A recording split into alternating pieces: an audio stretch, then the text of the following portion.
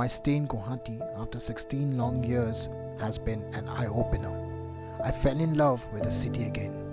I just could list out all the things that I did, but that's not why this video exists. This is for all of you who want to be free, breathe the fresh air, and explore the trails that's unknown, even though you think you might know them. This is to celebrate the city, its people, the culture, the forest, the wildlife, and its people. I hope I can keep falling in love with the city again and again.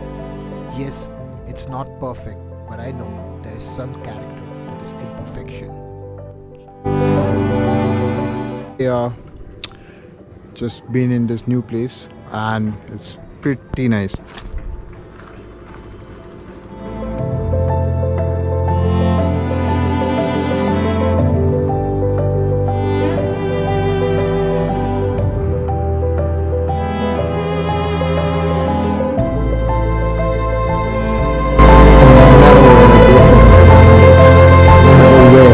Trail leads me to, I shall always remember this walk, a walk to remember.